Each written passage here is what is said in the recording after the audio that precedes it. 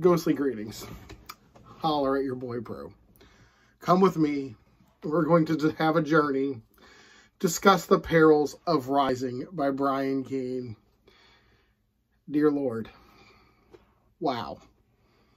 This book was intense. The tagline on back said, "Not for the squeamish."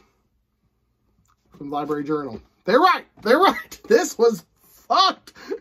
You started fucked and we ended fucked. But let's go through this really grand zombie apocalypse tale together.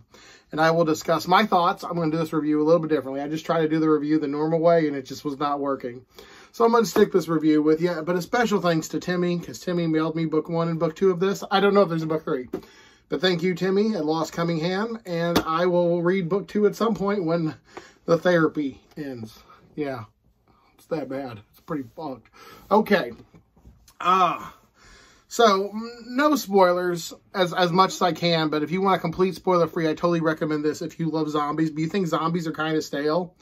The zombies, once you die, the zombies don't, like, eat your legs or arms.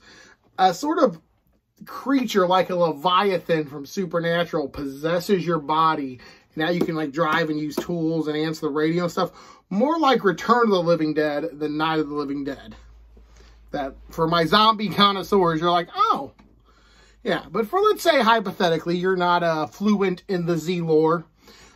These zombies can still load guns. They can still drive. However, this virus doesn't just go to men or women.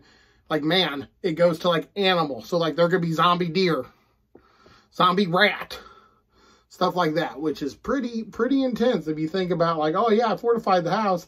Oh, nope, zombie beaver ate through the wood. And that's not an event that occurs in this one, but who the fuck knows the way this book was.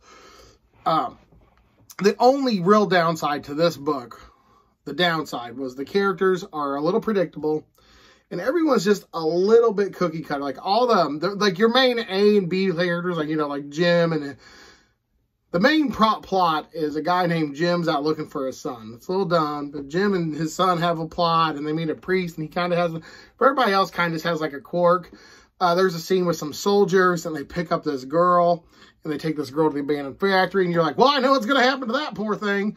But then when they're doing their things to her, she's like, oh, I just go to my safe place mentally because that's my job is I get raped and peed on. And I'm like, oh, yeah, that's a good job, Brian Keene. Thank you for that. And once all the like zombies follow this creature named Ob or OB for, I guess, the original brain sucker. I don't know.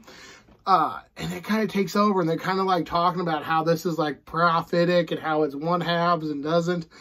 Oh my goodness. It's indeed a great read. If you love zombies, this is awesome. My only real issue is the characters are a little predictable and the situations are kind of, you've seen this all before. But Brian Keene does it a little differently. He adds, it's like your standard French fries, but he added cheese and bacon. So that's awesome.